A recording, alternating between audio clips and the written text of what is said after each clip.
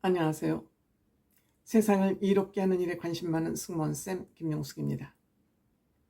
이준석 전 국민의힘 대표가 강서구청장 패배율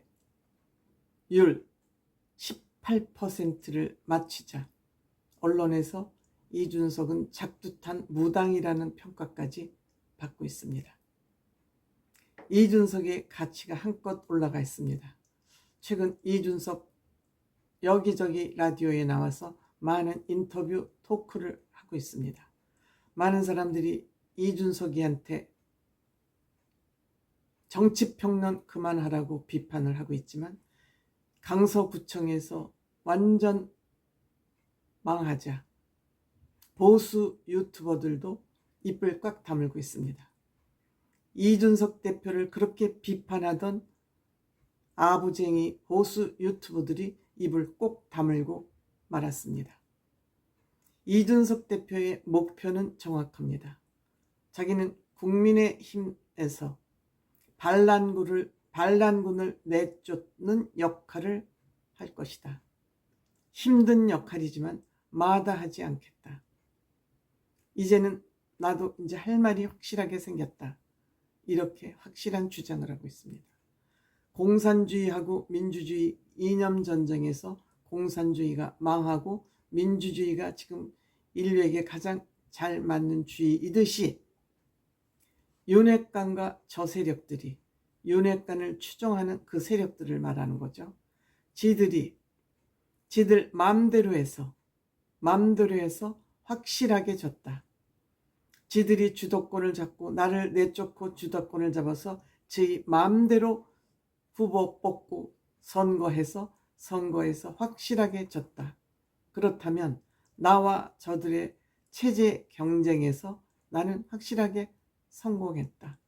저들이 이대로 가면 수도권이 망한다. 그러니까 사회자가 MC가 묻죠. 어떻게 할 거냐? 국민의힘에서 손을 내밀면 어떻게 할 거냐? 당과 함께하는 마지노선은 12월까지다. 그러니까 12월까지 내가 당에서 할 수 있는 역할이 무엇인지 나를 공천을 안 주든지 나를 내쫓든지 12월까지 답하라. 협상을 제안한 것입니다. 이 협상 제안은 윤석열 대통령이 어떻게 받아들이냐에 따른 것입니다. 제가 방송을 하는 날짜 기준으로 국민의힘 임명직 다 일괄 사퇴했습니다. 임명직이라는 것은 국민의힘 대표나 아니면 대통령의 의중을 반영해서 임명된 사람들, 선출직은 투표에 의해서 뽑힌 사람이 선출직, 대표나 최고위원은 선출직이죠. 원내대표도 국회의원들이 선거에 의해서 뽑혔기 때문에 선출직이죠. 하지만 임명직은 일괄 사퇴를 한 것입니다. 책임을 지겠다 하고 한 것입니다. 그런데 선출직 김기현 대표와 원내대표가 사퇴하지 않고 그 자리에 있으면서 그것이 국민들에게 감동을 줄 수 있느냐 없느냐를 가지고 많은 방송 출연해서 얘기하는 패널들은 감동 없다. 국민의힘 대표가 사표를 내지 않는데 무슨 의미가 있냐. 싹 바꿔 다 바꿔. 삼성 이건희 회장이 마누라만 빼놓고 다 바꾸라고 했듯이 이름만 빼놓고 다 바꿔. 이것이 국민들의 요청이라는 것입니다. 그러면 과연 희망이 있느냐?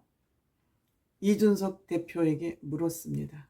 한동훈 장관 영장 기각을 당한 후에 조금 힘이 많이 빠져 있다. 그래서 한동훈 장관도 지금 앞으로의 장래에 대한 진로를 모색해야 될 그런 상황이다. 사실 냉정히 놓고 보면 한동훈 장관과 이준석 대표는 어찌 보면 라이벌 관계라고 할 수 있습니다. 왜냐? 이준석 대표를 내부 총질한다고 축출을 하는데 윤석열 대통령이 앞장섰었습니다. 뭐 구체적으로 너 나가 하고 얘기를 안 했을 뿐이지 윤석열 대통령의 파워가 작동을 해서 이준석 대표를 축출한 것이죠. 반면에 한동훈 장관은 윤석열 대통령의 황태자입니다. 이런 역학구조를 볼 때 이준석 입장에서는 한동훈 장관, 이준석 전 대표 입장에서는 한동훈 장관이 라이벌 구도일 수밖에 없습니다. 그런데 이준석 대표는 한동훈 장관에 대해서 아주 후한 평가를 했습니다. 본인이 보기에 한동훈 장관은 총리를 하기에는 버겁다. 왜냐? 국회에 가서 그렇게 국회의원들을 들이받았는데 총리는 국회에서 인준을 해줘야 된다. 함부로 대통령이 인준이 없는데 임명할 수 없는 그런 자리다. 대법원장도 마찬가지죠. 그렇기 때문에 총리의 길은 이미 본인 스스로가 막았다. 출마도 못한다. 왜냐? 박지원 이 사람은 거의 하여튼 저는 그렇습니다. 구속영장 기각이 돼서 그것도 힘이 빠져서 출마도 못한다. 정치나 총리 다 안 된다라고 하니까 이준석 대표는 한동훈 장관은 어떻게 보면 국민의힘의 천사다. 즉 군계 일학과 같은 그러한 능력이 있다. 스타성도 있고 엘리트성도 있고 매너도 좋다. 그렇기 때문에 다음 총선에 반드시 출마해서 역할을 하면 길이 열릴 것 같다. 천사라고 했습니다. 본인이 어떻게 보면 라이벌로 느낄 수 있는 사람을 천사라고 했습니다. 저는 이 얘기를 들으면서 역시 이준석 전 대표는 큰 정치인이구나.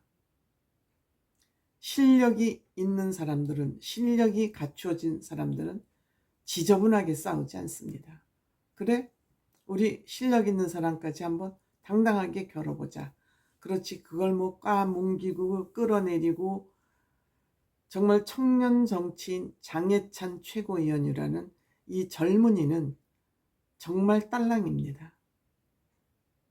대통령한테 잘 보여서 어떻게 한 자리 해보려고 젊은이들이 이렇게 딸랑이 짓을 하면 곤란하죠.